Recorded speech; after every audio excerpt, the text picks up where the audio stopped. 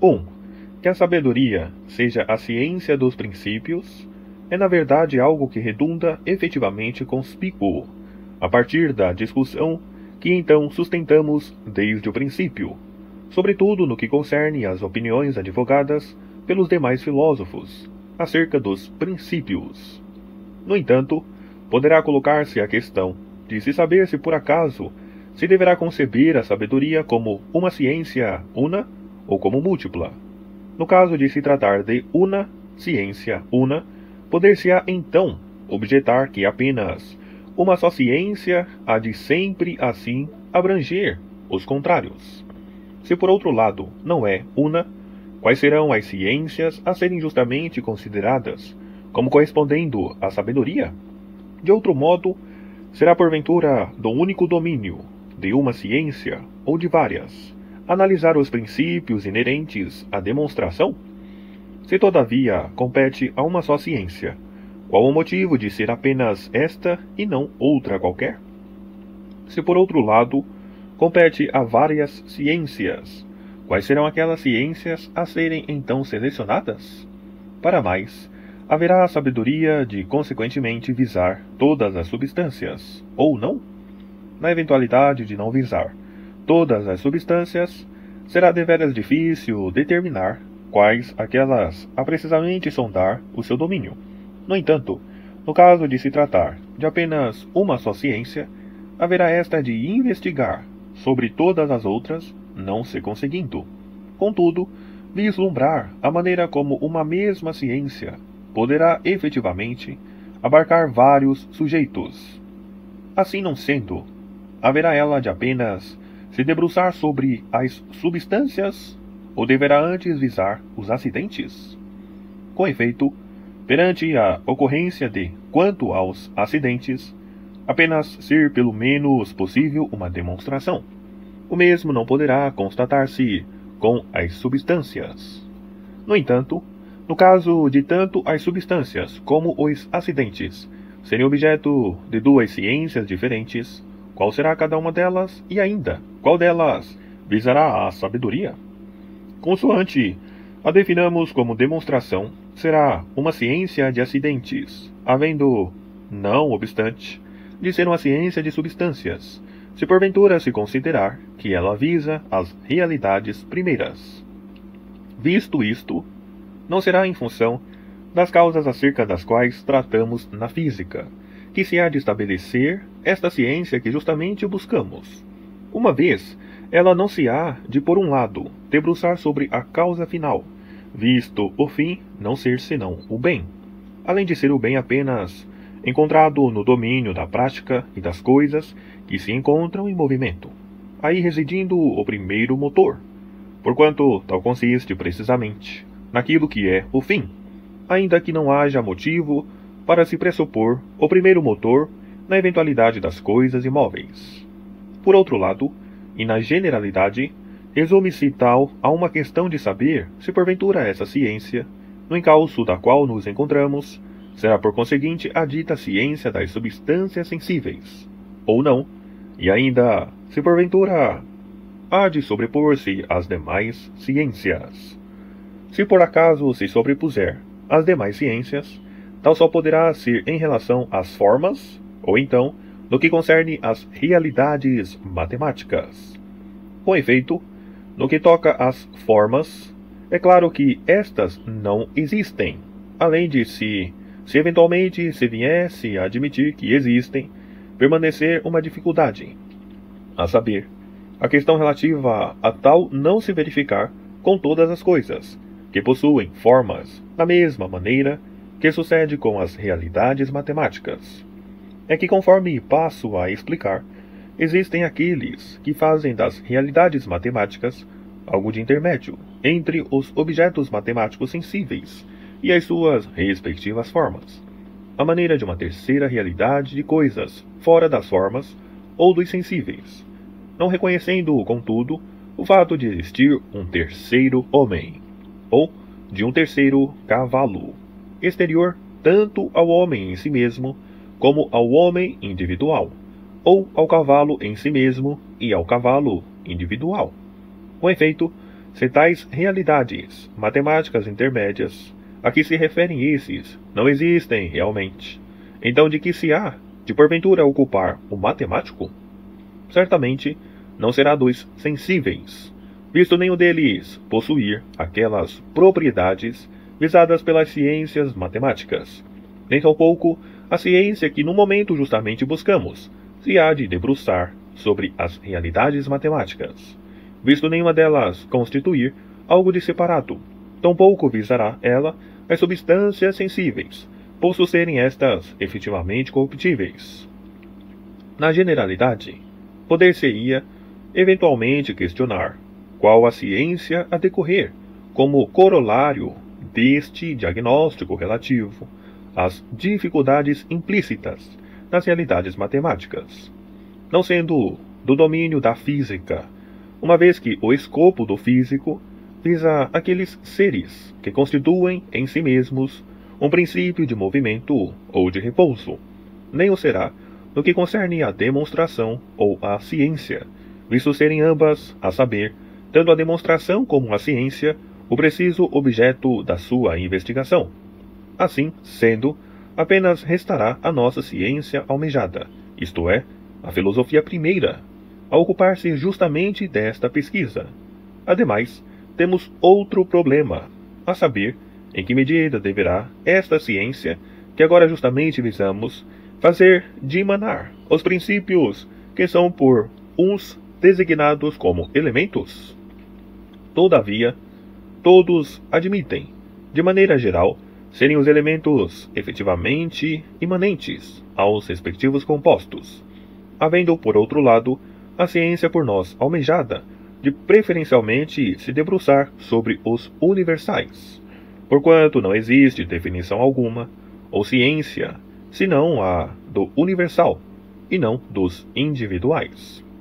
Visto isto, tal consistiria numa ciência dos gêneros supremos, a serem respectivamente o ser e o uno, em virtude de justamente serem estes a se poder efetivamente conceber como capazes de albergar a totalidade das coisas, além de possuírem ao mais elevado grau a propriedade de princípios, já que são por natureza os primeiros. Com efeito, uma vez o ser e o uno eliminados, todo o resto deixará de existir com eles, já que tudo se resume ao ser e ao uno. Todavia, caso se pretenda aventar o ser e o uno como gêneros, as diferenças hão de, na verdade, tanto participar necessariamente do ser como do uno, e, no entanto, diferença alguma jamais poderá assim participar do seu gênero. Eis, pois, a razão porque tanto o ser como o uno nunca poderão ser concebidos como gêneros ou princípios. Depois, aquilo a ser mais simples, mais deverá ser princípio que aquilo que o for menos, havendo as derradeiras espécies incluídas no respectivo gênero, de ser consequentemente mais simples do que o próprio gênero respectivo, visto serem indivisíveis, enquanto o gênero, por sua vez, se divide em múltiplas espécies diferentes, assim, mais parecendo serem as espécies princípios do que os gêneros.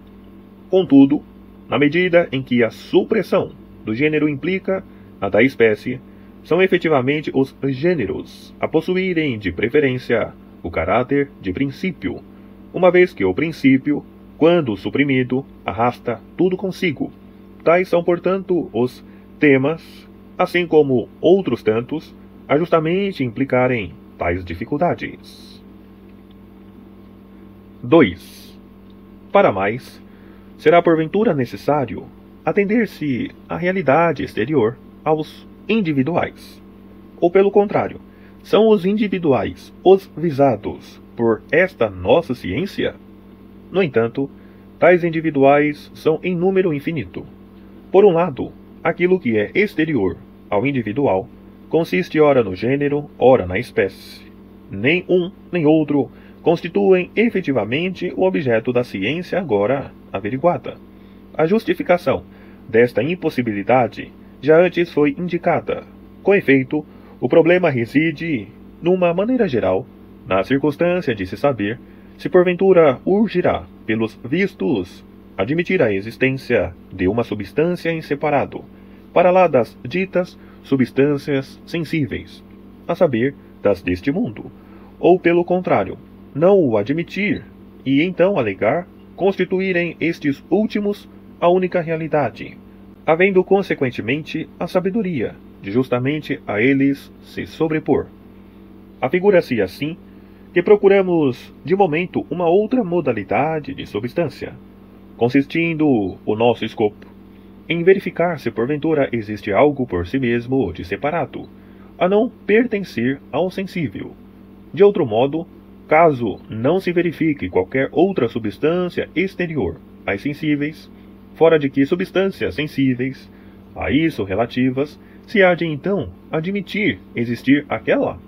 Mas, por que razão haverá assim de se afirmar que esta substância existe efetivamente em separado, de preferência em relação aos homens ou aos cavalos, mais do que aos demais animais, ou seres animados de maneira geral? Por outro lado, conceber outras substâncias a serem por sua vez eternas e em igual número as ditas substâncias sensíveis e corruptíveis sugere algo que, francamente, transpõe os limites do razoável. No entanto, caso o princípio em que se está empenhado a alcançar não se encontre em separado dos corpos, qual o princípio a poder justamente, e melhor do que a matéria, desempenhar esta função? No entretanto, a matéria não existe em ato, apenas existindo em potência. Eis, portanto, algo a conferir à forma e à respectiva estrutura uma maior legitimidade para ser princípio, e muito mais do que a matéria. Contudo, a forma é em si mesma algo de corruptível, a implicar a não existência absoluta de uma substância eterna, seja ela a parte e por si própria. Tal só pode redundar numa absurdidade. É que haverá certamente algures uma tal, podendo mesmo asseverar-se haver os espíritos mais ilustres de se terem envolvido nesta investigação, convencidos como estavam da existência de um princípio ou de uma substância deste gênero. Assim sendo, como poderia a ordem eventualmente existir, desprovida de um ser eterno, à parte e permanente? Por outro lado, se existe porventura uma tal substância, ou princípio, dotado desta natureza que agora precisamente buscamos, na ocorrência de ser único, no que concerne à totalidade das coisas, assim como tanto para os entes eternos, como para os corruptíveis, então a questão a ser mencionada será a de se saber por quê, isto é, uma vez que o princípio é o mesmo, serão esses tais seres a incluírem-se em si mesmo o princípio eternos, enquanto noutros, por seu turno, não o serão? Se tal sucede, será algo de anômalo.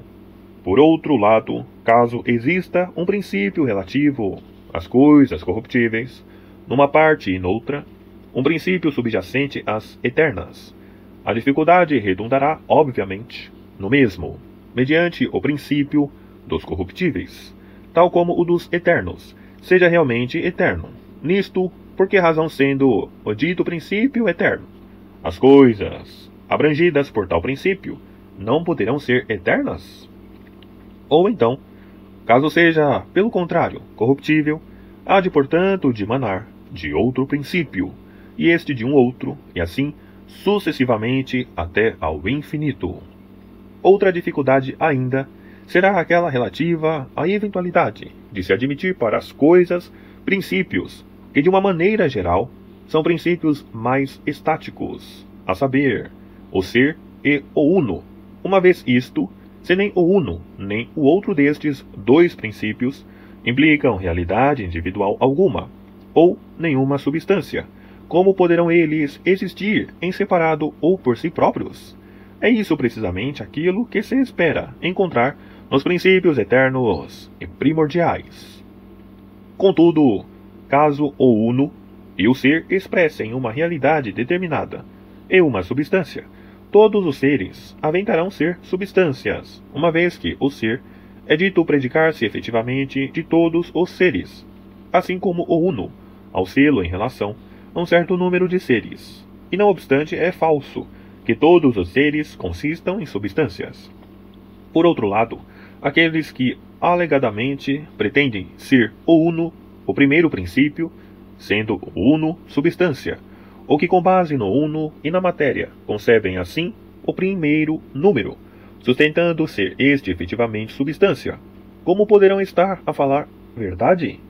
Mas, como se poderá realmente conceber a unidade da díade e de cada um dos demais números compostos? Sobre isto, não dizem aqueles absolutamente nada. E de fato, não será nada fácil argumentar. No entanto, caso se pretenda conceber como princípio as linhas ou o que delas possa derivar, refiro-me às ditas superfícies primeiras. Quanto a isso, não serão propriamente substâncias em separado, mas antes seções ou divisões, havendo umas as primeiras de ser superfícies, enquanto as outras corpos, pontos ou linhas, não sendo por isso senão limites desses mesmos corpos, havendo todas estas coisas de noutras existir, sem que nenhuma delas o seja em separado. Seguidamente, como se poderá conceber uma substância subjacente ao uno e ao ponto? Na verdade, para toda substância, existe um respectivo processo de geração, embora tal não se verifique com o ponto, já que o ponto não passa realmente de simples divisão. Com efeito, ainda outra dificuldade se salienta, a saber o fato de toda a ciência ter por objeto os ditos universais, algo que efetivamente redunda na circunstância de não ser a substância um universal, mas antes uma coisa individual e em separado.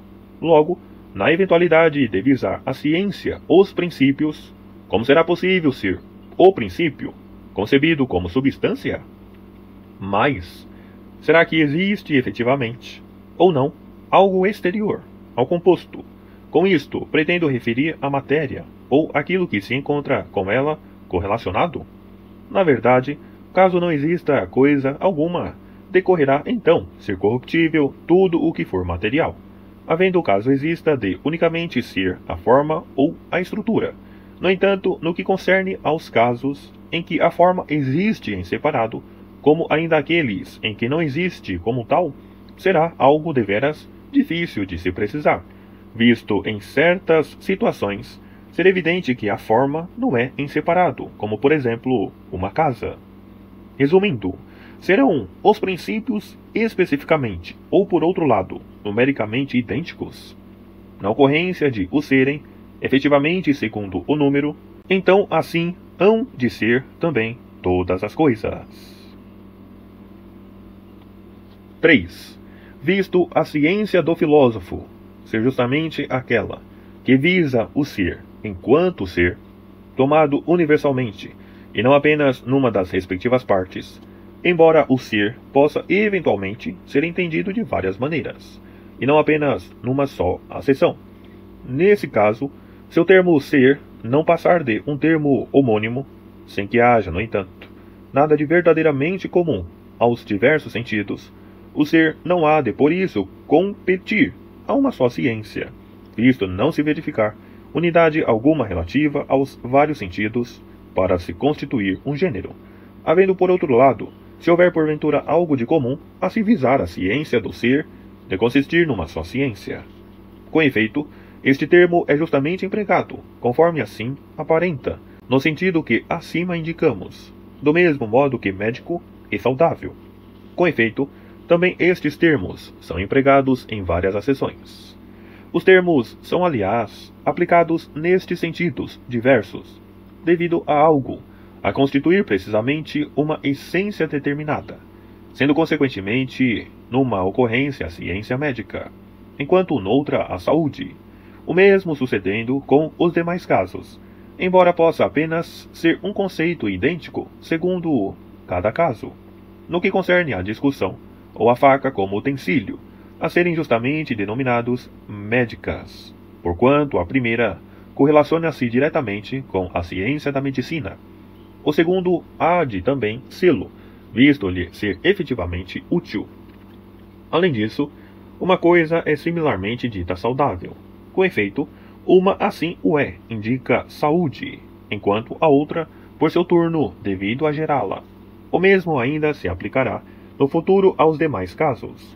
Posto isto, tudo aquilo que é efetivamente denominado ser, da mesma maneira, assim como cada coisa a ser considerada ser, enquanto alteração do ser enquanto ser, ou como estado permanente ou transitório, ou como movimento respectivo, ou como outra coisa qualquer do mesmo tipo. Ademais, visto tudo o que existe poder eventualmente referir-se a uma coisa, seja ela singular ou comum, cada um dos respectivos contrários também poderá ser reportado àquelas primeiras diferenças e contrariedade do ser. Isto consoante consistam as diferenças primeiras do ser em pluralidade e em unidade, ou semelhança e dissemelhança, ou ainda no que concerne a outras tantas diferenças. Havendo assim justamente tais diferenças de ser, dessa maneira consideradas em conformidade com o preveniente acordado. Na verdade, não faz diferença alguma, serem elas precisamente aquilo que é reportado em relação ao ser ou à unidade, uma vez que mesmo na eventualidade de não serem o mesmo, mas antes algo de diferente, são de certo modo conversíveis, é que aquilo que é um também consiste num ser, assim como aquilo que consiste num ser é um. Contudo, visto cada par de contrários haver de ser escrutinado por uma só ciência, porquanto em cada par existe um termo privativo do outro, embora eventualmente fosse possível, no que diz respeito a certos contrários, levantar a questão de como hão de ser relativos quanto à privação, particularmente àqueles que implicam um intermédio, a saber, tal como o injusto e o justo. Uma vez isto, dever-se-á, no entanto, advogar, ainda não poder a privação corresponder à respectiva definição na sua totalidade, mas antes apenas a uma sua ínfima parte. Assim, caso o homem justo seja devido a alguma disposição constante, obediente às leis, o homem injusto, posto isto, não terá de se ver em qualquer caso abrangido pela respectiva definição, a excluí-lo. Apenas poderá simplesmente ser deficiente de alguma maneira no que toca à obediência das leis, havendo nesta situação a privação de assim o incluir, o mesmo havendo de valer para as demais ocorrências.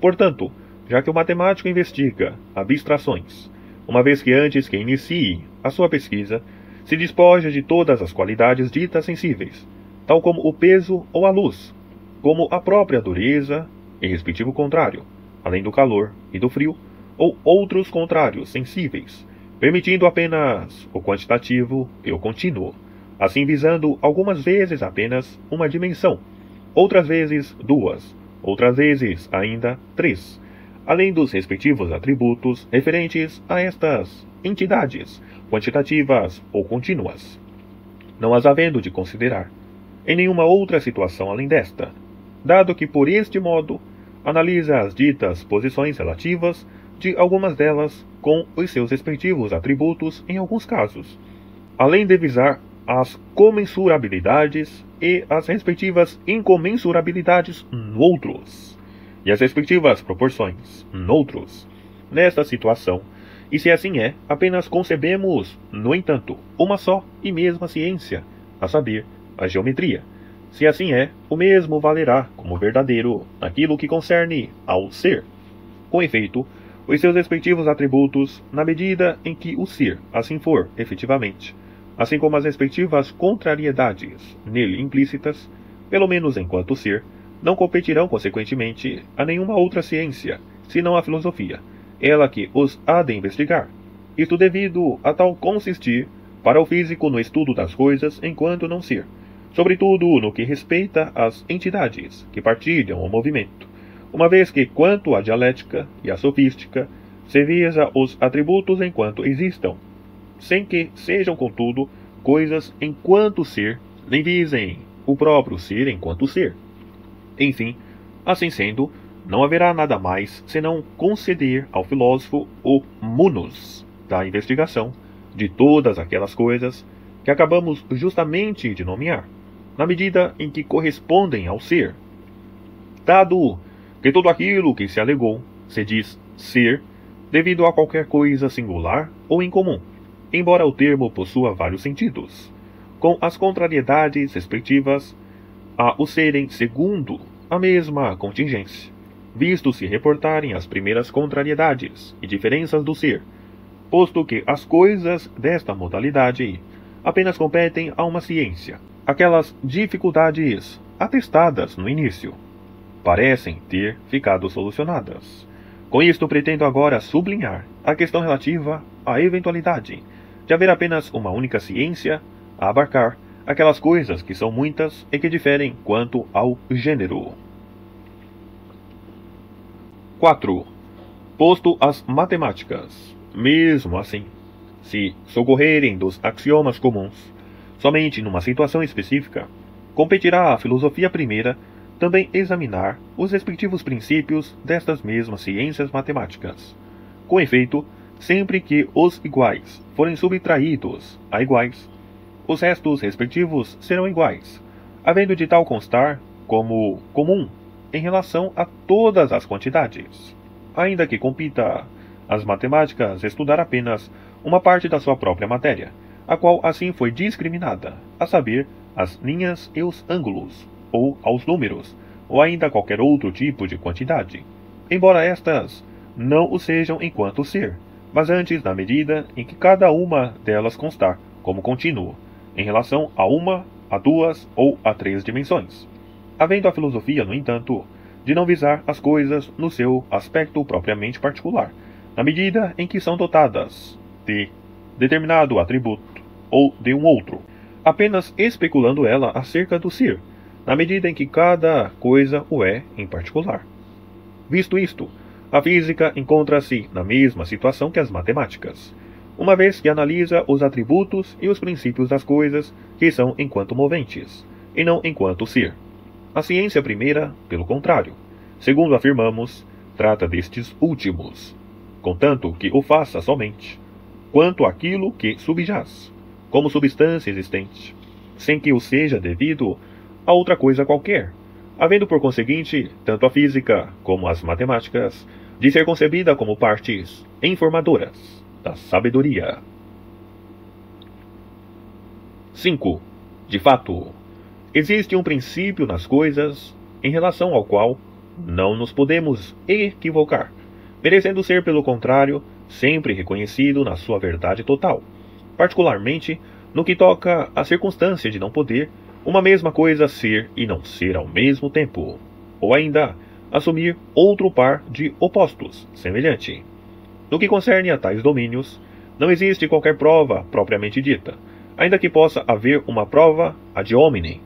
Portanto, neste sentido, redundará ser certamente impossível inferir-se a própria verdade a partir de um princípio efetivo, se bem que tal seja necessário na eventualidade de se verificar uma prova que se presuma completa na sua acessão plena. Todavia, todo aquele que almejar demonstrar perante aquele que lhe contrapõe os respectivos opostos, estar este errado, deverá, no entanto, procurar obter daquele que, pelo menos, anua em algo, a equivaler ao princípio que estabelece que uma mesma coisa não pode ser e não ser ao mesmo tempo, sem que, contudo, haja isso de parecer apenas ser idêntico, sendo unicamente assim, e apenas assim, que tal tese poderá ser demonstrada àquele que alega os seus respectivos opostos, a saber, que as asserções contrárias poderão ser assim também designadas no que se refere ao mesmo sujeito. Por conseguinte, aqueles que se envolvem numa discussão deste tipo terão de algum modo de se entender um com o outro, isto porque, se tal não suceder, como poderão sustentar tal discussão entre si? Assim sendo, cada palavra deverá ser inteligível e significar algo, e de modo nenhum várias coisas, mas antes apenas uma. Além de, no caso de poder significar mais do que uma coisa, dever-se-á então precisar qual a acessão da palavra a ser invocada no momento. Posto isto, aquele que diz isto é e não é, nega aquilo que precisamente afirma, uma vez que, segundo a palavra, independentemente do que esta significar, apenas diz sem querer dizer, sendo tal impossível. Portanto, se isto é, significa algo. Ninguém jamais poderá, assim, corroborar a respectiva contraditória. Mas, se a palavra significa algo, e tal é, asseverado segundo a verdade, esta conexão terá de ser necessária, além de não ser possível que aquilo que é necessariamente ou não possa ser, não havendo por isso de ser possível que se profira afirmações ou negações opostas, a valerem como verdadeiras, em relação ao mesmo sujeito. Além disso, caso a afirmação mais não seja do que uma negação, aquele que diz homem não estará mais certo do que aquele que diz não homem. Isto porque, também, haveria de assim parecer, ao se dizer que um homem não é um cavalo, a não constar tal certamente como mais, ou não menos, acertado do que afirmar que ele não é um homem.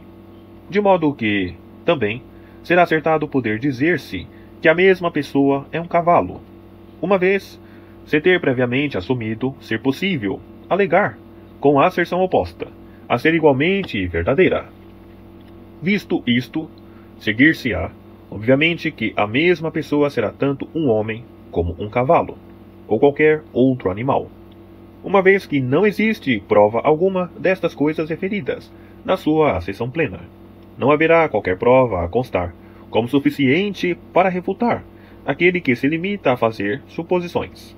Além disso, caso alguém tivesse presumivelmente questionado o próprio Heráclito acerca disto, e segundo este modo, ter-se-ia eventualmente visto na situação de o coagir a confessar que alegações contrárias jamais poderão ser verdadeiras em relação ao mesmo sujeito.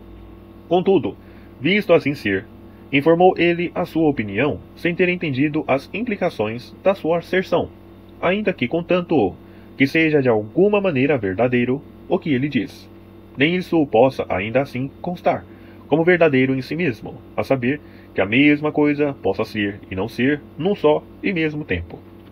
Por conseguinte, sempre que as declarações forem em separado, tanto a afirmação como a negação serão igualmente verdadeiras, havendo pelo mesmo motivo, e uma vez que uma asserção complexa ou composta equivale a uma afirmação, de o todo ser assim tomado como afirmação, e não ser mais verdadeiro do que a respectiva negação. Mas, quanto a não ser possível afirmar-se coisa alguma como absolutamente verdadeira, tal será falso em si mesmo, a saber, a afirmação de não haver afirmação verdadeira alguma. No entanto, caso uma afirmação verdadeira exista de fato, tal afigurar-se-á, então, contradizer o que foi justamente alegado por aqueles que levantam tais objeções, a causar o maior dano ao discurso racional. 6. A afirmação de Protágoras integra-se nas posturas por nós acima mencionadas, posto ter afirmado que o homem é a medida de todas as coisas. Com isto, pretendo significar apenas que o que se afigura a cada indivíduo é seguramente consistente.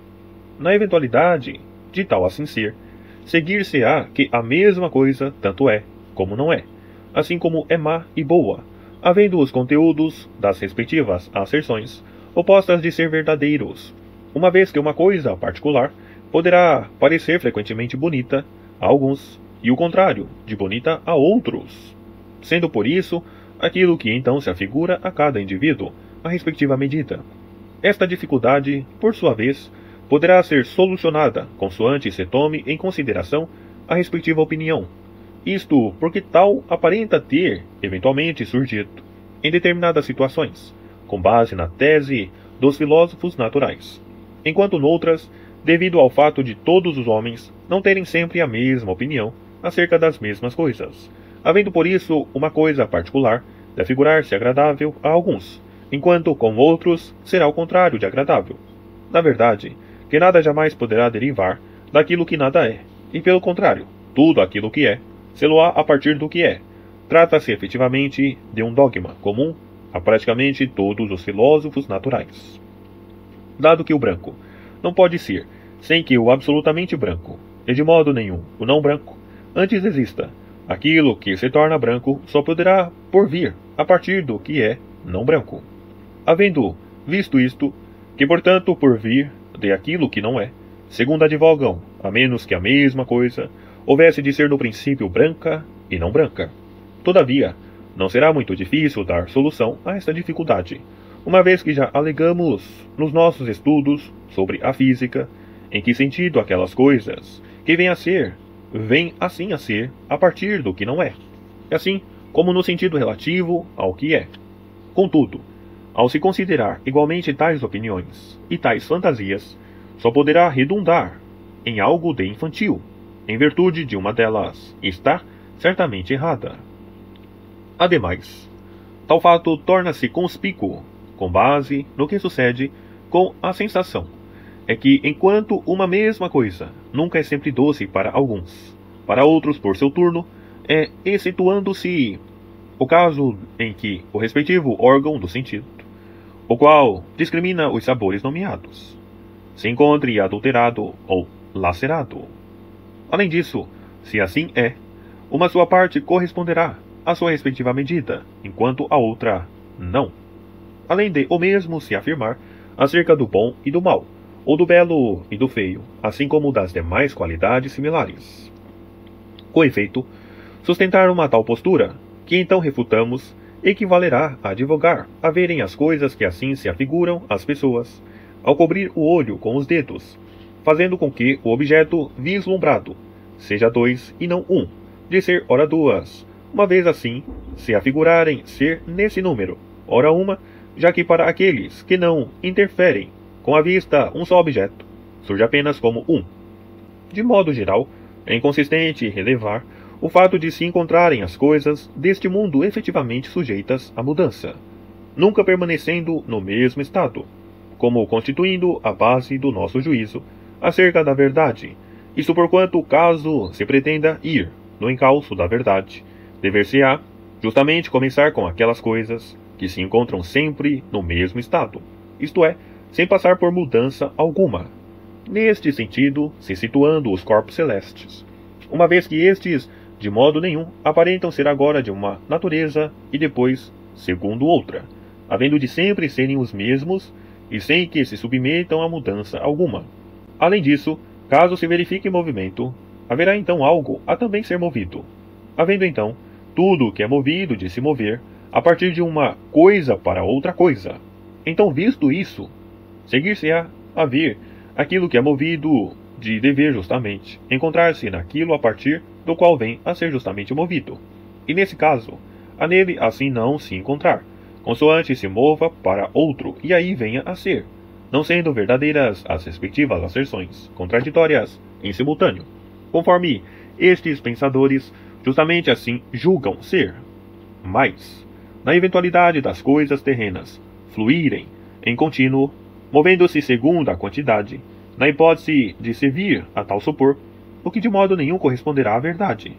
Por que razão, uma vez isto, não poderiam elas também assim perdurar segundo a qualidade?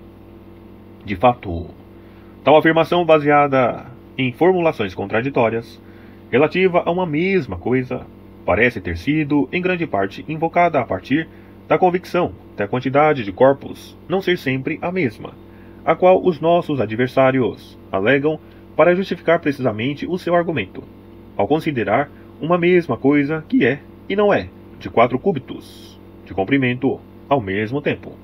Todavia, a essência decorre da qualidade, a ser segundo uma natureza determinada, embora a quantidade compita ao indeterminado. Para mais, sempre que o médico prescreve que este nome tal, alimento, por que razão diz ele tomar? Com vista a que coisa é isto é pão, mais verdadeiro que isto não é pão?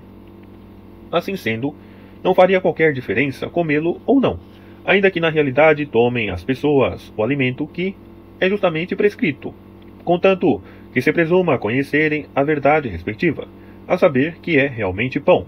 No entanto, não se deveria assim proceder, caso não se verificasse nas coisas sensíveis uma natureza fixa e permanente, além de se moverem e de fluírem todas as coisas naturais, perpetuamente. De novo, se mudamos constantemente e nunca permanecemos os mesmos, O que haverá porventura de efetivamente mais nos espantar na eventualidade de as coisas nunca para nós, tal como sucede com os doentes, parecerem ser as mesmas? Na verdade, quanto àqueles, também para eles as qualidades sensíveis, uma vez não se encontrarem na mesma condição em que se encontrava quando tinha saúde, não parecem ser as mesmas, ainda que, no que concerne a tudo isso, as próprias coisas sensíveis não hajam necessariamente de partilhar mudança alguma, embora possam gerar diferentes sensações, a saber, sem que sejam idênticas no doente, ou mesmo havendo de se constatar com aquele que é saudável, caso a mudança supracitada se verifique. No entanto, se não mudarmos e permanecermos os mesmos, haverá sempre algo de permanente, no que concerne aos que sustentam tais dificuldades, referidas serem sugeridas sobretudo pelo ato de racionar. Não será nada fácil dar solução a essas dificuldades, para sua satisfação, a menos que aventem algo e logo renunciar buscar a sua respectiva causa. Só assim será possível concretizar qualquer raciocínio ou prova, havendo, no entanto, de subverter qualquer discussão, ou o raciocínio na sua totalidade, caso não o façam. Por conseguinte, com tais pessoas o raciocínio nunca há de acontecer, enquanto para aqueles que se espantam com as ditas dificuldades habituais, será fácil escrutinar-se quais sejam elas, bem como dissipar as causas de tal perplexidade. Aliás, tal sobressai evidente a partir do que se alegou. Assim sendo, é manifesto que perante todos estes argumentos, as proposições contraditórias não podem ser verdadeiramente formuladas, com vista ao mesmo objeto num só tempo, nem o poderão, os contrários, uma vez que a contrariedade depende da privação. Tal redunda, claro, consoante abreviemos as definições das contrariedades em função do seu respectivo princípio. Do mesmo modo, intermédio algum entre os contrários poderá ser predicado em relação ao mesmo objeto, em relação ao qual um dos respectivos contrários é justamente predicado. Na eventualidade de o sujeito ser branco, estar-se-á errado ao se alegar não ser nem preto nem branco, uma vez que tal implica que é e não é branco, havendo no caso de se colocar o segundo termo dos dois assumidos em conjunto, este de ser verdadeiro a constar como contraditório de branco. Não se poderá, além disso, estar certo ao se subscrever as teses de Heráclito ou de Anaxágoras, porquanto, caso tal se fizesse, decorreria haverem os contrários de ser exatamente predicados em relação ao mesmo sujeito. Com efeito, quando Anaxágoras afirma que existe em todas as coisas uma parte de todas as coisas, está a dizer que em nada será uma coisa mais doce do que amarga, o mesmo sucedendo com qualquer outro par de contrários, uma vez que em tudo o tudo se encontra presente, e não apenas em potência, mas também em ato e em separado. Pela mesma razão, as formulações não poderão ser todas falsas ou todas verdadeiras, porque existem muitas outras dificuldades a serem aduzidas, aquelas que são precisamente espoleadas a partir de tal postura. Assim, como uma vez que são todas falsas, não poderá valer como verdadeira a eventualidade de se afirmar isso. Logo, no caso de serem todas verdadeiras, não será falso dizer-se serem todas falsas. 7. Qualquer ciência investiga sobre os princípios e as causas de cada um dos seus respectivos objetos, tal como na medicina ou na ginástica, ou como cada uma das demais ciências, sejam elas produtivas ou matemáticas.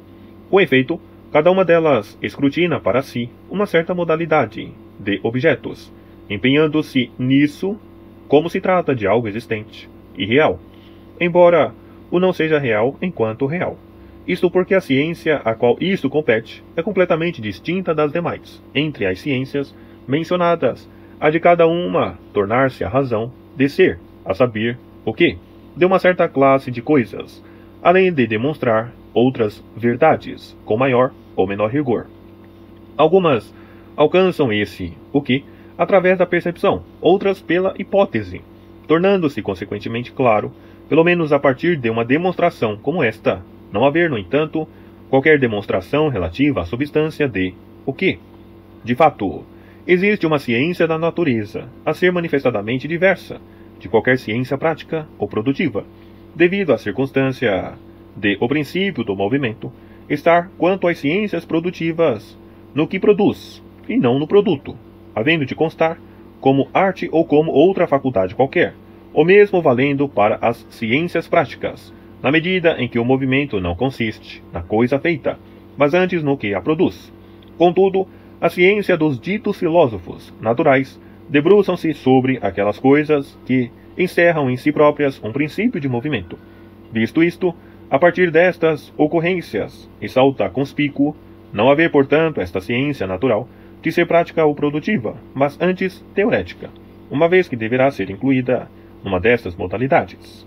Além disto, visto cada uma dessas ciências, de certo modo conhecer o que, socorrendo-se dele como princípio, não deveremos deixar de notar a maneira como o filósofo natural haveria então definir as coisas e formular a respectiva definição da essência, a saber, ora como sendo algo de parecido com chato, de preferência a sê-lo com côncavo.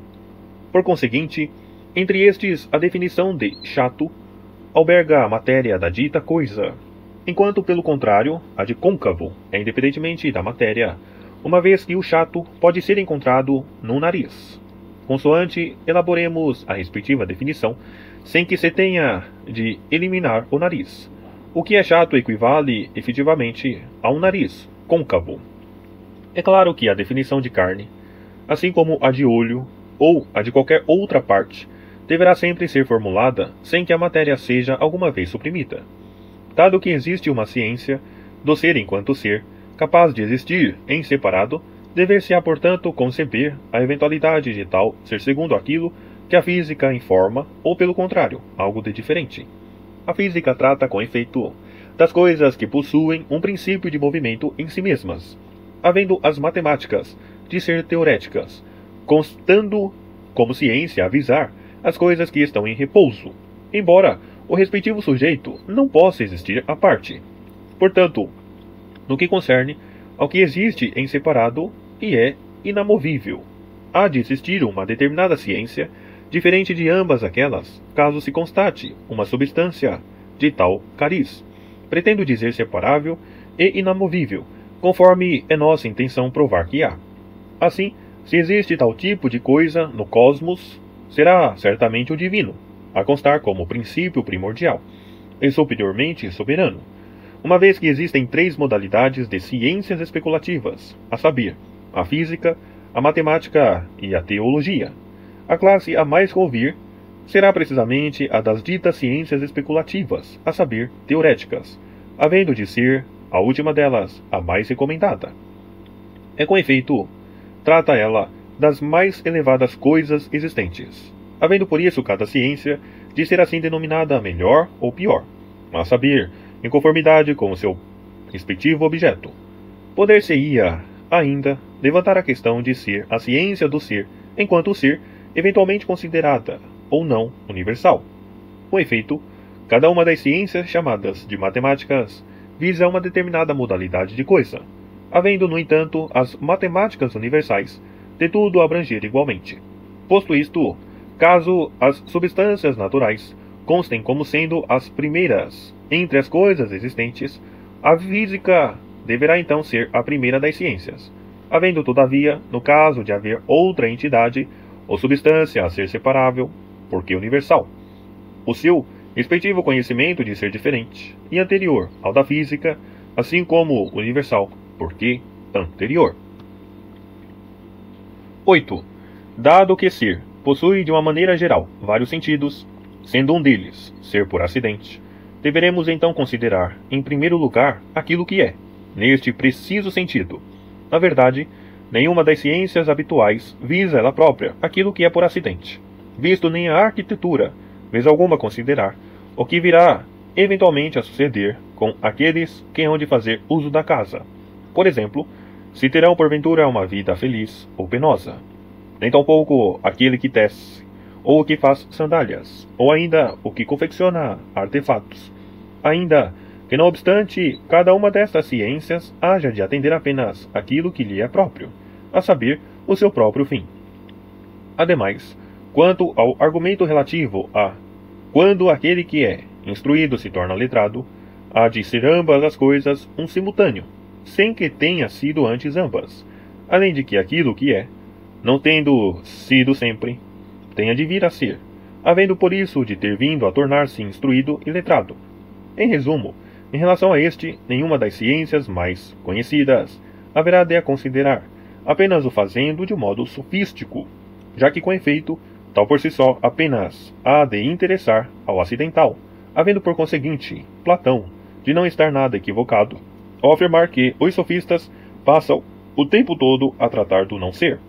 De fato, uma ciência avisar o acidental, ainda assim não será possível, o que aliás se torna evidente sempre que se tenta averiguar em que consiste realmente o acidental. Alegamos, pois, que tudo é sempre e por necessidade, embora a necessidade aqui não seja no sentido a implicar violência, antes aquilo que justamente assim denominamos, segundo a demonstração, ou então o é na sua maior parte, ou ainda não o é na sua maior parte, nem sempre nem por necessidade, sendo-o apenas por acaso, tal como pudesse eventualmente fazer frio nos dias de canícula, embora isso não houvesse de ocorrer, sempre ou necessariamente, nem na sua maior parte, ainda que pudesse efetivamente suceder algumas vezes.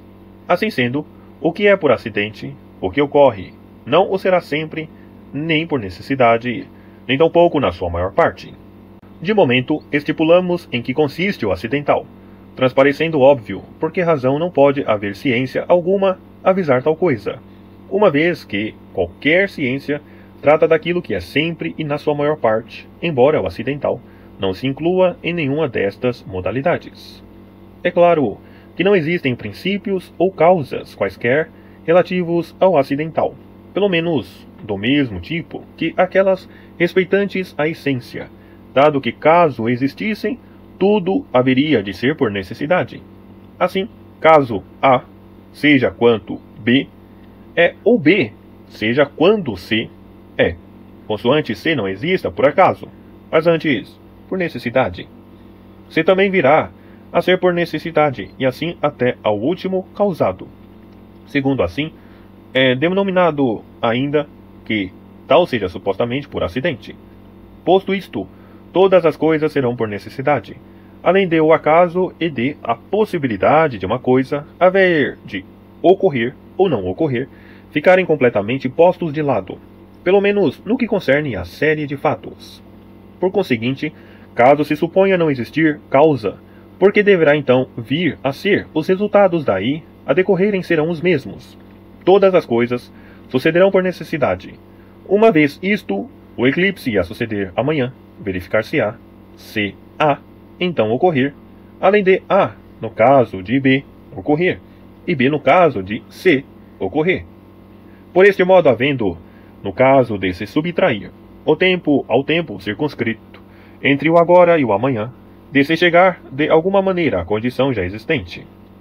Visto isto, dado que assim é, tudo o mais, e daí ocorrer, há de então ocorrer por necessidade, de modo a virem todas as coisas a ocorrer por necessidade. Ademais, quanto àquilo que é, no sentido de ser verdadeiro, ou de ser por acidente, o primeiro há de eventualmente depender de uma espécie de combinação de noções, tornando-se uma afeição do pensamento, razão pela qual se reporta aos princípios, e não aquilo que é, neste preciso sentido, já que visa aquilo que é exterior, e pode existir à parte, eles, que são justamente os visados pelo pensamento, havendo por sua vez o segundo de não ser por necessidade, sendo indeterminado, pretendo dizer, o acidental, sendo as causas de tal coisa sem critério algum e indefinidas. Com efeito, a adequação requerida a um fim encontra-se especialmente nas instâncias em que os fatos ocorreram, por natureza ou como resultado do pensamento.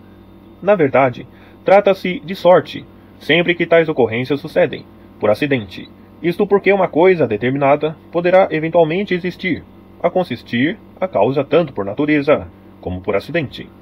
Na realidade, a sorte é uma causa acidental, a constar nessas ocorrências. adequar-se ao respectivo fim, segundo sejam, assim, o efeito em conformidade com o propósito atinente, havendo por isso a sorte e o pensamento de se aterem ao mesmo domínio, uma vez que o propósito respectivo não pode existir sem o pensamento. Com efeito, aquelas causas a partir das quais os acontecimentos devidos à sorte poderão eventualmente acontecer são indeterminadas, sendo por conseguinte a sorte algo de obscuro ao alvedrio dos homens, visto ser uma causa por acidente, embora numa acessão não qualificada não possa efetivamente ser causa de coisa alguma. Assim sendo, será boa ou má sorte quando o respectivo resultado é bom ou mau, o mesmo sucedendo com a prosperidade ou o infortúnio, quanto os resultados são em proporção maior, dado que nada de acidental poderá vez alguma ser anterior ao que é essencial. As causas por acidente também não o poderão ser. Do mesmo modo, se a sorte ou o que é espontâneo constituem a causa do universo material, então, se assim é, tanto a natureza como a razão hão de, consequentemente, ser causas aquelas anteriores. 9. Algumas coisas só existem em ato, outras por acidente, outras ainda tanto em ato como por acidente, tanto podendo tratar-se de uma substância como de uma qualidade, ou então algo a ser eventualmente semelhante. Para mais, não se verifica movimento algum separado das coisas, visto qualquer mudança corresponder sempre às categorias do ser, não se registrando nada de comum a estas ou a existir em alguma categoria. No entanto, cada categoria compete sempre a todos aqueles sujeitos, de duas maneiras, tal como sucede com ser isto, posto um seu tipo respectivo haja de consistir na forma positiva, enquanto por seu turno o outro consistirá na privação, havendo, quanto à qualidade, uma modalidade de ser branco, enquanto preto, a outra, quanto à quantidade, sendo uma completo e a outra incompleto, quanto ao movimento no espaço, uma será para cima e outra para baixo, ou será ainda uma coisa leve e a outra pesado, sendo por conseguinte tantas as modalidades de movimento e de mudança quantas as do ser, uma vez que existe uma distinção em cada classe de coisas entre o que é em potência e o que é absolutamente real. Denominarei, então, a atualização do que é em potência como movimento. O fato de ser esta asserção verdadeira pode ser provado pelas seguintes circunstâncias.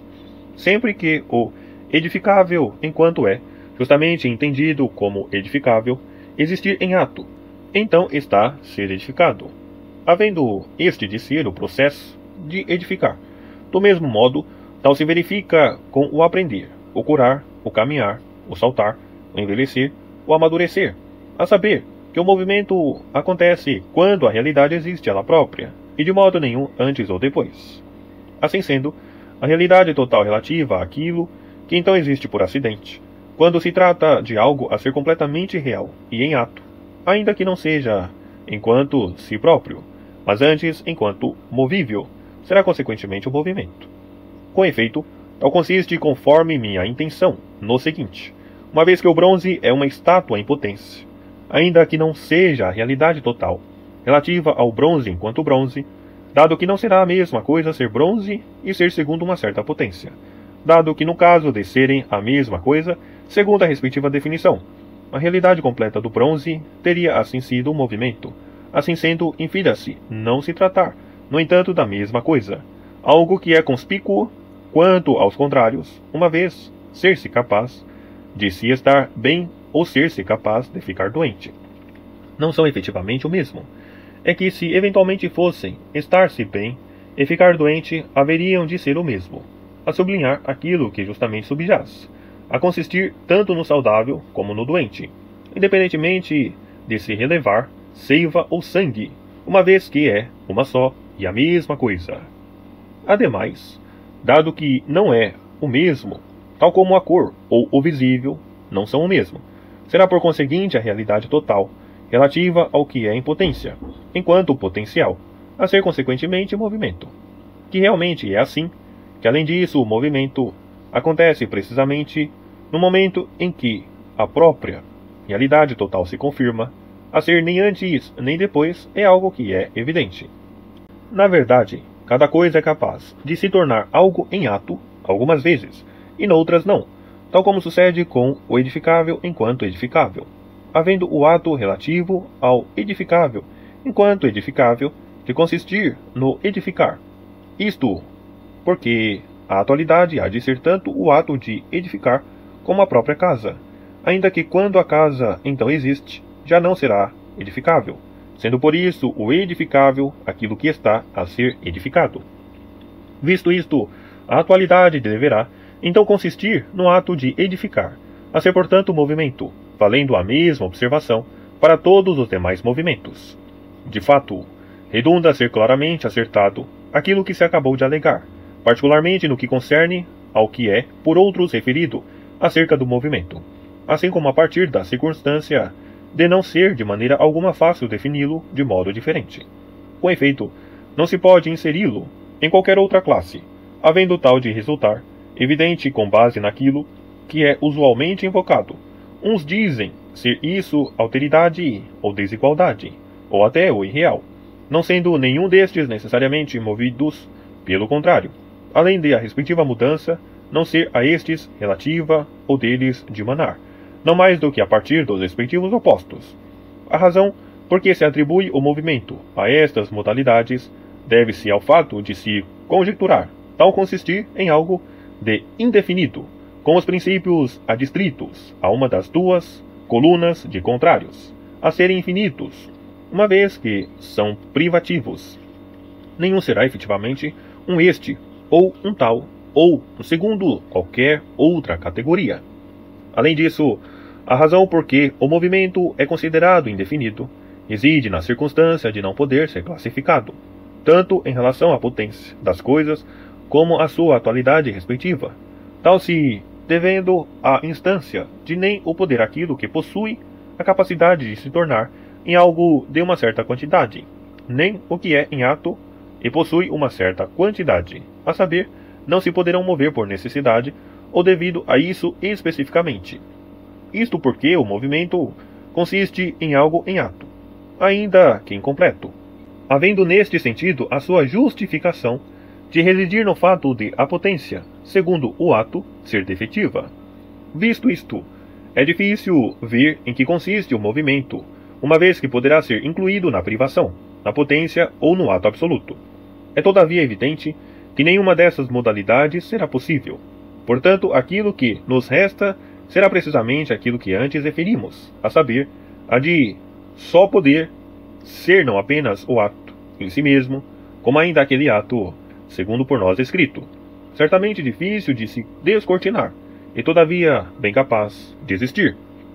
É manifesto que o movimento verifica-se com o que é movível, uma vez tal consistir na sua respectiva realização, isto é, aquilo que possui a capacidade de causar movimento.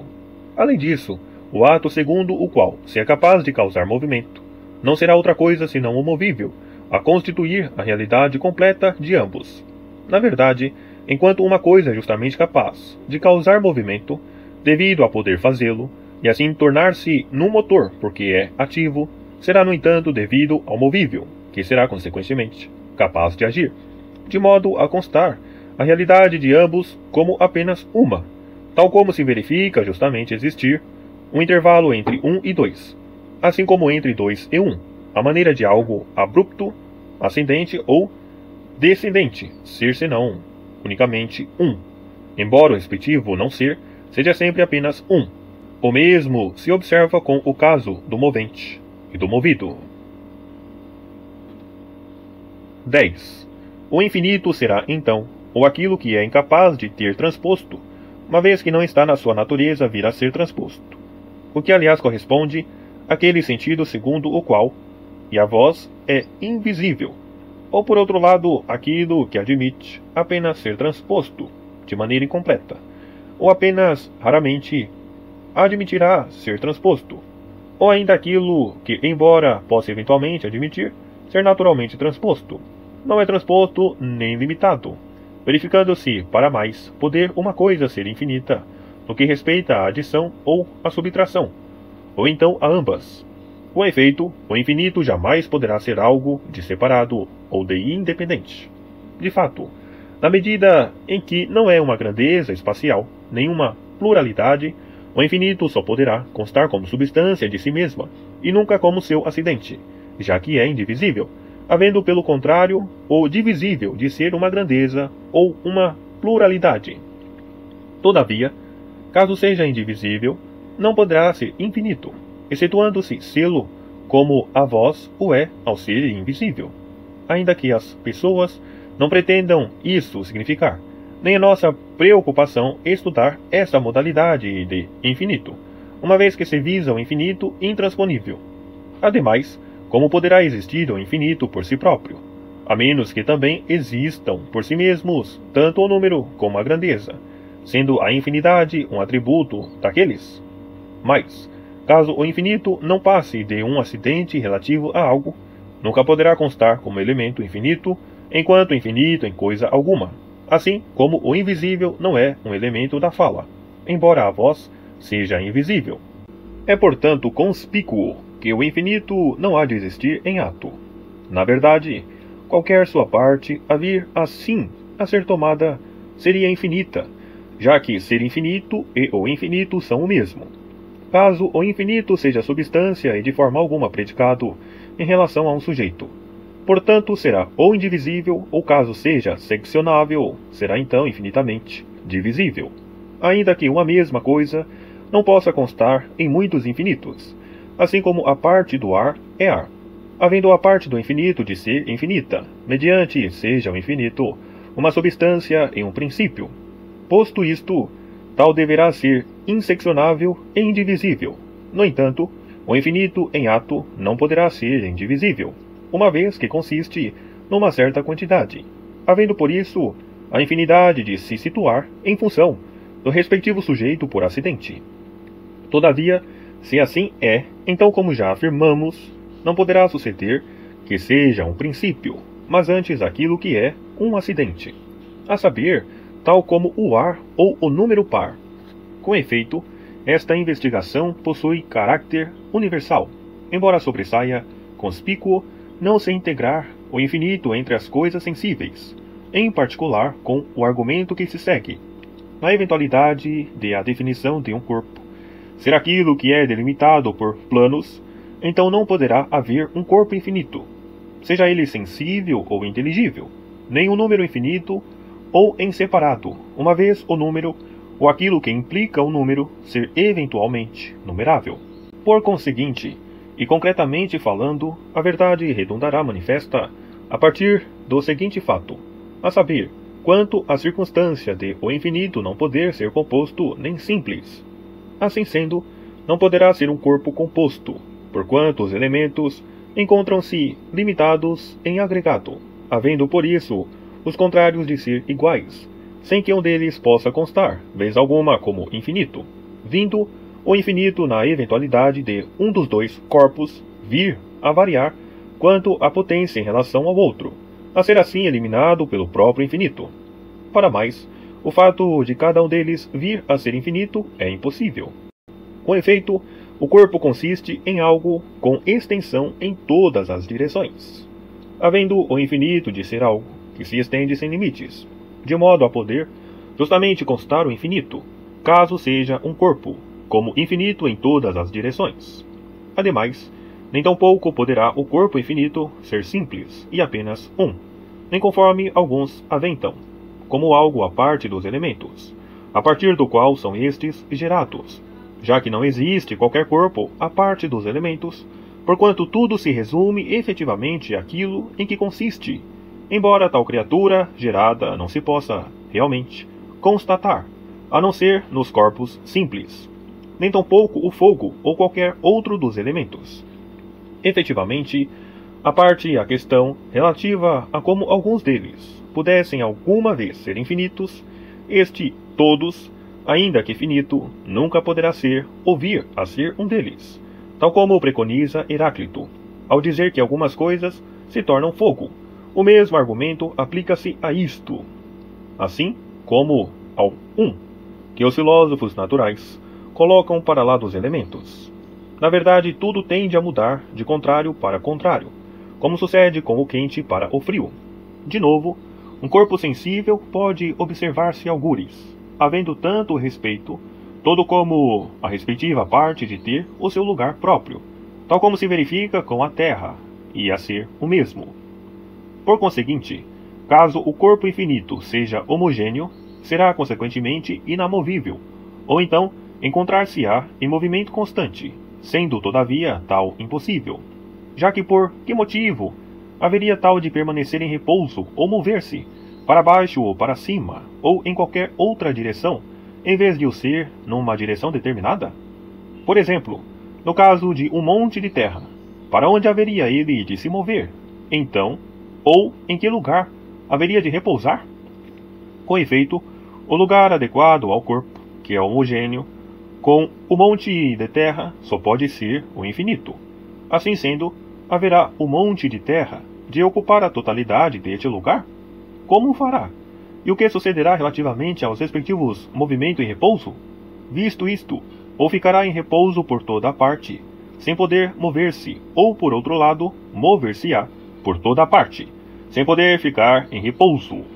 Todavia, se o todo possui partes desiguais, os respectivos lugares serão obviamente diferentes, havendo o todo de ser, quanto ao seu corpo respectivo, apenas possível por contato com as suas respectivas partes, a serem infinitas ou finitas, no que concerne à sua modalidade inerente, sem que, no entanto, seja possível serem finitas, uma vez que umas serão infinitas em quantidade, enquanto outras, por seu turno, não, na condição de o todo constar como infinito, com o fogo ou a água também a serem infinitos, ainda que tal elemento infinito redunde ser a corrupção dos elementos contrários. No entanto, no caso de serem infinitas, as respectivas partes, além de simples, os respectivos lugares serão também infinitos, com um número infinito de elementos. Se tal é, todavia é impossível, havendo os lugares de ser finitos. O todo há por isso constar como necessariamente limitado. Na generalidade, não poderá existir um corpo infinito, ou o lugar respectivo destinado a tais corpos, mediante haja o corpo de ser pesado, ou leve, devendo, por seu lado, mover-se para o centro ou para cima, com o infinito, no que concerne ao todo ou à sua respectiva metade, a não poder fazê-lo. Como será possível dividi-lo? Como será possível uma parte do infinito ser descendente e a outra ascendente? Ou uma ser o extremo e ao outro o centro? Mas cada corpo sensível encontra-se no seu respectivo lugar, havendo por seu lado 6 modalidades de lugar, embora não possam elas existir num corpo infinito. Assim sendo, não poderá existir de todo um lugar infinito, não poderá haver um corpo infinito, havendo aquilo que se encontra num lugar, de se encontrar algures, a significar para cima ou para baixo, ou segundo uma das demais direções, cada uma constituindo um limite. Por conseguinte, o infinito não pode ser o mesmo que é a natureza, no sentido em que o é quanto à grandeza, ao movimento ou ao tempo, havendo por outro lado aquilo que é posterior de assim ser denominado segundo o sentido primordial, a saber, conforme o movimento é apelidado ser infinito, devido à respectiva distância percorrida pelo movimento no espaço, por alteração ou segundo uma grandeza, havendo o respectivo tempo de assim ser justamente denominado infinito, devido ao movimento respeitante. 11. Com efeito, entre as coisas que mudam, umas mudam num sentido acidental, a semelhança do que no instruído possa corresponder a caminhar, enquanto outras são consideradas haver de mudar, desprovidas de qualquer qualificação, devido a algo que nelas muda, a saber aquelas coisas que mudam segundo as partes, havendo por isso o respectivo corpo de se tornar saudável, pelo simples fato de melhorar no que concerne ao olho. No entanto, existe qualquer coisa que será, por sua própria natureza, diretamente movida, a constituir aquilo que é movível por essência. A mesma distinção pode ser feita no que concerne ao caso do movente, uma vez que causa o movimento ora por acidente, ora segundo uma determinada parte de si mesmo, ou então por essência. Com efeito, existe algo que constitui a causa direta do movimento, assim como existe algo a constituir o movido, além do tempo respectivo durante o qual se é movido, assim como aquilo a partir do qual ou então aquilo para o qual se é movido. Todavia, tanto as formas, como as respectivas alterações, ou o lugar, a constituírem os extremos do movimento respeitante às coisas que se movem, são efetivamente não movíveis, tal como sucede com o conhecimento ou o calor, uma vez que não será o calor a consistir no movimento, mas antes o aquecimento. A mudança, por conseguinte, que, aliás, não é por acidente, pode ser constatada não em todas as coisas, mas antes entre os respectivos contrários, assim como os seus intermédios se encontram entre os respectivos contraditórios. Trata-se de algo convincente se demonstrado por indução. Com efeito, aquilo que muda efetivamente muda de positivo para positivo, ou por outro lado, de negativo para negativo, ou de positivo para negativo, ou então de negativo para positivo. Por positivo, entendo aquilo que é justamente expresso por um termo afirmativo. Assim sendo, deverão verificar-se 3 mudanças, havendo aquilo que muda de negativo para negativo, de não ser mudança, já que dado que os termos nem são contrários ou contraditórios, não existe oposição alguma. A mudança de negativo para positivo, a ser com efeito a respectiva contraditória, corresponde à geração. A mudança absoluta implica, assim, geração absoluta, enquanto uma mudança parcial, uma geração parcial, correspondendo por seu lado à mudança de positivo para negativo, à corrupção. Aqui também valendo o mesmo para a mudança absoluta, a implicar corrupção absoluta, ou mudança parcial, a saber, corrupção parcial. No caso de aquilo que não é, possuir várias acessões, não podendo o movimento adequar-se tanto àquilo que leva a dispor em conjunto, como ao que aparta, nem mesmo aquilo que implica potência, uma vez que se opõe ao que o não for em sentido pleno. Na verdade, o não branco, ou o não bom, poderão eventualmente ser movidos por acidente, visto o não branco poder eventualmente ser um homem, já não se verificando com aquilo que nem consta como coisa particular, uma vez que nunca poderá ser movido. Então, nesse caso, aquilo que não é, não pode ser efetivamente movido, além de, se assim é, a geração não poder consistir em movimento, visto ser aquilo que não é gerado, ainda que se possa plenamente admitir ser a respectiva geração por acidente. Havendo, no entanto, de ser justamente verdadeiro o fato de se afirmar que o não ser é predicável, segundo aquilo que é gerado de maneira absoluta. Pela mesma razão, o repouso não poderá ser do domínio daquilo que não é. O que daqui decorre será de certo modo intricado, assim como há de pelos vistos, então implicar haver tudo o que é movido de se encontrar num lugar determinado, e o que não é não se encontrar em lugar algum, uma vez que nessa eventualidade teria de estar algures. Nem mesmo a corrupção consiste num movimento, havendo aquilo que é contrário do movimento, de ser movimento ou repouso, ainda que o contrário da corrupção seja a geração. Visto isto, caso qualquer movimento consista ele todo numa mudança, na medida em que as modalidades de mudança se resumem às 3 acima nomeadas, havendo neste sentido umas a serem no sentido da geração ou da corrupção, de não consistirem propriamente em movimentos, havendo, contudo, de sobremaneira constar como mudanças de uma determinada coisa, no sentido do seu respectivo contraditório. Então, posto isso, só poderá seguir-se apenas ser a mudança do positivo para o positivo a consistir no movimento. Com efeito, todos os positivos são ou contrários ou intermédios, já que a privação deverá, mesmo assim, ser considerada como contrário, havendo de se expressar por uma asserção afirmativa, a saber, tal como desnudado, desdentado ou preto. 12. Na medida em que as categorias são classificadas como substância, qualidade, lugar, ação ou paixão, relação, quantidade, deverão haver consequentemente 3 modalidades de movimento, a saber, um segundo a qualidade, um segundo a quantidade, um segundo o lugar. Com efeito, não existe movimento relativo à substância, visto nada haver de contrário à substância ou por relação, uma vez ser possível na condição de uma de 2 coisas correlacionadas, poder efetivamente mudar o termo relativo, a valer como verdadeiro para as outras coisas, deixar de o ser, ainda que o outro não haja de mudar de todo. havendo por conseguinte de ser acidental o movimento daquelas, nem tampouco o movimento do agente ou do paciente, nem ainda o motor ou o movido. Isto porque não existe movimento de movimento, nem geração de geração, nem mesmo, se bem que de maneira geral, mudança de mudança. Com efeito, poderia eventualmente haver movimento de movimento, segundo duas acessões, na ocorrência de consistir o movimento no sujeito movido, tal como um homem é justamente movido devido a mudar de branco para escuro, de modo a consoante evidencie também movimento consistir em algo de aquecido ou de esfriado, ou a mudar de lugar ou então a aumentar. Contudo, tal é impossível, já que a mudança não é um sujeito. Ou então, poderá consistir num outro sujeito, a justamente poder mudar, a partir do fato de ter mudado para outra forma de existência, tal como o homem a transitar da doença para a saúde.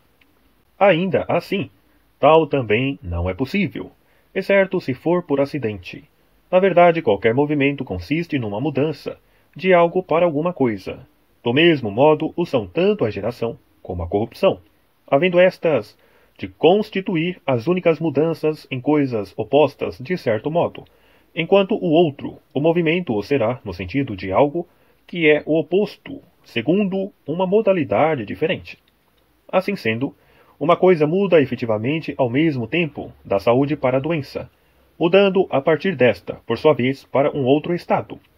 É claro que caso se venha a ficar doente, ter-se-á efetivamente mudado para algo, a consistir aquilo para que eventualmente se mudou, ainda que se encontre em repouso, além de tal acontecer, no que concerne a uma determinada mudança de cada vez, havendo ainda a nova mudança de justamente o suceder a partir de algo definido, com vista a alguma outra coisa definida, verificando-se por conseguinte uma mudança oposta, a saber, aquela relativa ao crescer. Neste sentido, respondemos tal efetivamente ter acontecido apenas por acidente, tal como sucede com aquela mudança com base no dito processo de reminiscência, em relação ao do esquecimento, unicamente porque aquilo em relação ao qual tal processo une está a mudar, ora para um estado de conhecimento, ora para outro de ignorância. Ademais, tal processo arrastar-se-á até ao infinito, contanto que não haja mudança alguma de mudança, ou algo a vir a ser a partir de algo a vir a ser. No que concerne a ser este último realmente verdadeiro, também o será em relação ao primeiro, a saber que na ocorrência de o simples devir ter uma vez sido um vir a ser, então aquilo que vem a ser algo também terá sido uma vez algo a vir a ser, havendo por isso aquilo que meramente advém algo que ainda não se encontrava existente, embora aquilo que se encontrava prestes a vir a ser algo já estivesse na existência. Por conseguinte, tal encontrava-se uma vez efetivamente prestes a vir a ser, de modo a consequentemente ainda não podendo vir a ser coisa alguma até a esse momento. De novo, uma vez que a partir de um número infinito de termos não se pode estabelecer qual seja o primeiro segundo esta série não poderá então existir, não podendo por isso haver qualquer outro termo seguinte. Portanto, nada poderá vir a ser, a mover-se ou a mudar. Para mais, aquilo que possui a capacidade de se mover, também será capaz de se mover em contrário ou de repousar, assim como aquilo que vem a ser, deixará também de o ser. Uma vez isto, aquilo que vem a ser deixará de o ser, quando veio a ser ao vir a ser. Isto porque não poderá deixar de o ser, enquanto se encontra a vir a ser ao vir a ser, e não depois de ter vindo a ser, visto que aquilo que deixa de ser só poderá dever ser. Além disso, deverá necessariamente ser uma matéria subjacente, aquilo que vem a ser e assim muda. Posto isto, em que coisa tal consistirá então? A saber, em que consiste aquilo que se torna em movimento, ou que por outro lado, consoante, se torne corpo ou alma, venha a sofrer alteração? Mas, em que consiste aquilo para o qual aquelas se movem? Já que, de algum modo, há de ser um movimento ou há de tornar-se em algo a partir de alguma coisa em outra. Visto isto, poderá porventura realizar-se tal requisito? Na verdade, não poderá haver aprender algum de aprender, nem tampouco por isso devir algum de devir, dado que não existe movimento de substância ou de relação, ou de atividade ou de passividade. Só poderá inferir-se haver um movimento de apenas suceder em relação à qualidade, à quantidade ou ao lugar. Isto porque cada um deles admite o seu respectivo contrário. Ademais, concebo qualidade não como aquilo que se encontra na substância, já que mesmo assim, a diferença é uma qualidade, mas como a qualidade passiva, devido à qual uma coisa é considerada ser suscetível de poder sofrer a ação ou de não a poder sofrer.